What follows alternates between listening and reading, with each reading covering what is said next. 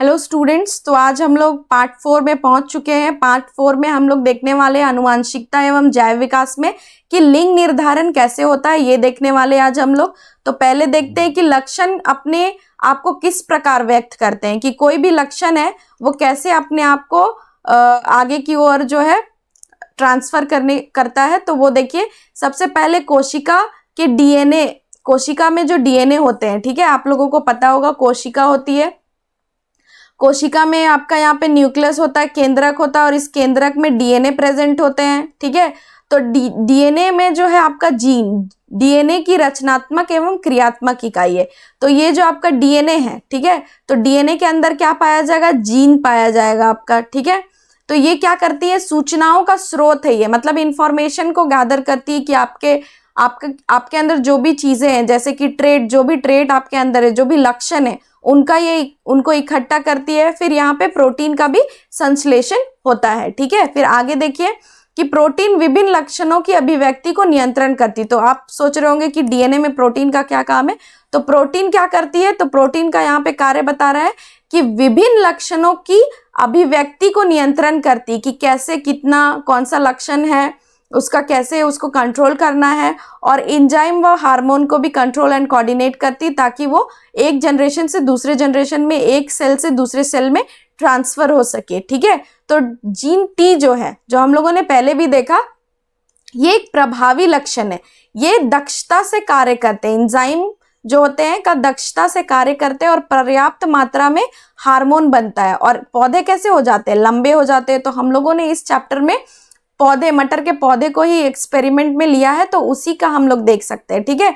जो अप्रभावी लक्षण है वो कम दक्षता से काम करते हैं, मतलब उतने दक्षता पूर्वक ये काम नहीं करते, इसीलिए अपर्याप्त मात्रा में हार्मोन बनता है, ठीक है, जिसके वजह से पौधे बौने होते हैं। तो इसका मतलब ये है कि जो ट्रेट है ना, जो लक्षण जो है वो अधिक मात्रा में अच्छी तरीके से कार्य करेगा, तो वो ही लक्षण आपके निकल कर आएंगे। जैसे आप बोर्ड्स के लिए आप बहुत कड़ी मेहनत करोगे तो बोर्ड्स में आपके अच्छे मार्क्स आएंगे, लेकिन अगर आप अच्छी मेहनत नहीं करोगे, कड़ी मेहनत नहीं करोगे, जो भी मैं पढ़ा रही हूँ या फिर कहीं से भी आप पढ़ रहे हो, स्कूल में, ट्यूशन में, कहीं भी, और आप उसको अच्छे से नोट डाउन नहीं कर रहे हो, तो एंड मोमेंट पे क्या होगा? आपको कुछ भी चीज पढ़ने के लिए नहीं रहेगा। तो आप अगर ये वीडियो देख रहे हो, क्लासेस ले रहे हो, तो आप क्या करो कि आप नोट डाउन करने की कोशिश करो।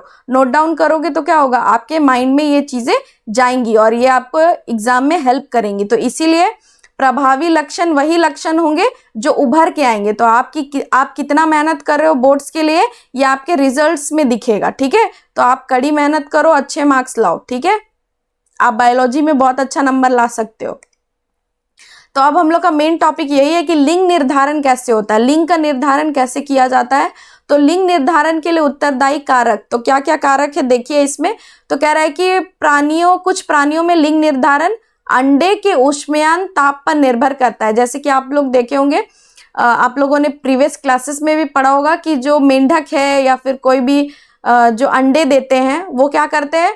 मेंढक जो होता है पानी में अंडे दे देता है, ठीक है। और पानी में जब अंडे दे देता है तो उसमें फिर बाहर से निषेचन की क्रिया होती है, और उसका जो तापमान है, जो पानी का तापमान है, वो डिटरमाइन करता है कि उसका लिंग क्या होगा, ठीक है। जो मेंढक या फिर घोंगा, यहाँ पे एग्जाम्पल दिया घोंगा, तो जो भी अंडे देते हैं तो उसमें तापमान बहुत जरूरी है। तापमान निर्भर करता है कि कैसे होंगे, मेल होगा या फिर फीमेल होगा, ये किस पे डिपेंड करता है? तापमान पे, ठीक है।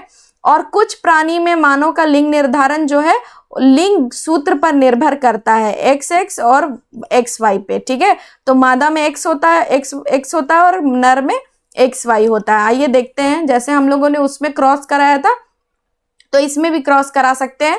तो यहाँ पे एकदम सिंपल फॉर्म में दिया हुआ है, तो हम लोग एक बार फिर से आपको दिखाने के लिए यहाँ पे ड्रॉ कर देते हैं। जैसे XY है तो हम लोग नर का ले रहे हैं, नर, तो नर में क्या होता है? XY, और मादा में क्या होगा? तो XX होगा, ठीक है, XX होगा। तो ये X और ये X, तो क्या बन रहा है? XX, और ये Y और ये X, तो क्या बन रहा है? XY। इसका मतलब है ये XX का मतलब है कि गर्ल होगी, और ये XY का मतलब है कि बॉय होगा, ठीक है। तो इस तरह बच्चों में लिंग निर्धारण होता है। तो आपको ये समझना होगा कि कुल जो आपके गुणसूत्र होते हैं, जैसे कि डीएनए में हम लोगों ने डिस्कस किया कि डीएनए में जीन्स होते हैं, गुणसूत्र पाए जाते हैं।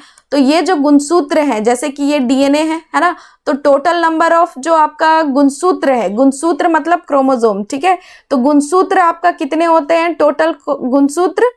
23 पेयर में।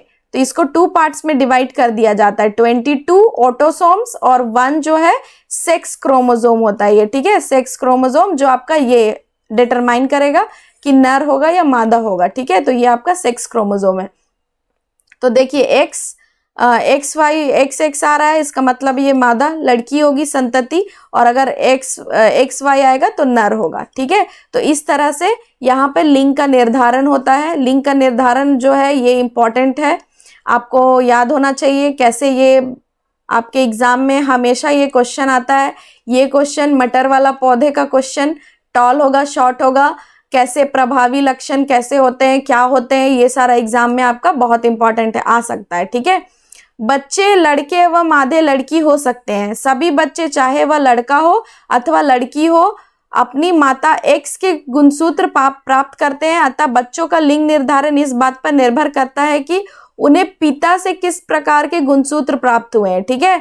तो पिता से कौन से गुणसूत्र प्राप्त होंगे उस पर डिपेंड करेगा कि आपका कौन सा लिंग होगा बच्चे का। जिस बच्चे को अपने पिता से एक्स गुणसूत्र वंशानुगत होता है तो लड़की होगी, और अगर वाई गुणसूत्र वंशानुगत होगा तो लड़का होगा, ठीक है। तो अगर नर का एक्स वंशानुगत जा रहा है तो लड़की होगी, और लड़के नर का वाई वंशानुगत जा रहा है तो बॉय होगा। तो इससे किस पे डिपेंड करता है? नर पे डिपेंड करता है, क्योंकि नर के पास 2 है ना, और यहाँ पे मादा के पास तो एक्स ही है। तो आई होप आप लोग को ये समझ में आया होगा लिंग निर्धारण कैसे होता है। लिंग निर्धारण में जो 2 लक्षण है, प्रभावी वो और अप्रभावी, ये भी कार्य करते हैं। तो इस तरह जो है आप देख सकते हो कि बच्चों में जो लिंग निर्धारण है इसमें माता एवं पिता का भागीदारी होता है, ठीक है। तो बराबरी की भागीदारी है इसमें लिंग निर्धारण में, और जो लक्षण वंशानुगत जा रहे हैं इसमें दोनों की बराबर की भागीदारी होती है। इससे ये पता चलता है, ठीक है। आई होप आप लोग को ये समझ में आया हो, ठीक है। Thank you.